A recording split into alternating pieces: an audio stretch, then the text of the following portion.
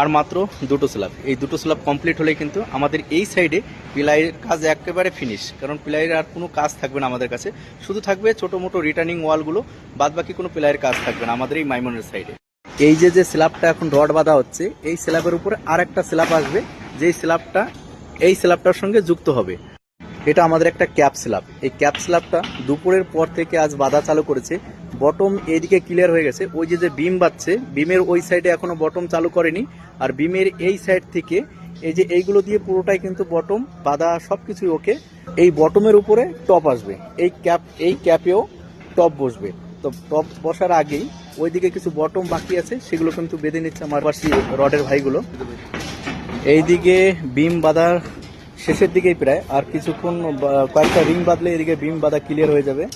এদিকেও বিমের যে বটমের সেকেন্ড লেয়ার থাকে সেগুলো বাঁধছে।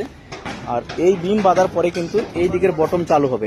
এই দিকের এই ক্যাপিটালটা কিন্তু রেডি, বাঁধা হয়ে গেছে বটমটা।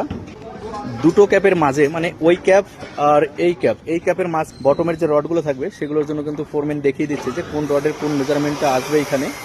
আর ওই স্ল্যাব থেকে যে ডাউলসগুলো সারা আছে ওইগুলো কিন্তু এখন এই যে আমার একটা ভাই, মিস্ত্রি ভাই, ডাই দিয়ে সোজা করে নিচ্ছে। কারণ এগুলো হাইড করা ছিল, আর সেগুলো এখন ডাই দিয়ে সোজা করে তারপরে এর সঙ্গে লেপিং দিয়ে বটমটা বাঁধা হবে। তো এইগুলো যতক্ষণ সোজা না হবে ততক্ষণ কিন্তু বটমের এই রডটা বাঁধা যাবে না।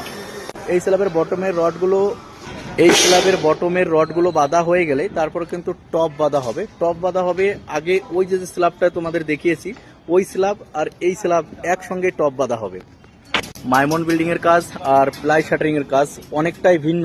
এখানে প্লাই শাটারিং এর যারা কাজ করেছো তারা অবশ্যই জানো যে প্লাইয়ের কাজটা কেমন হয়, আর মাইমনের যারা কাজ করো তারাও জানো যে মাইমনের কাজটা কেমন হয়। রডের দুদিকে একটু আলাদা নিয়ম।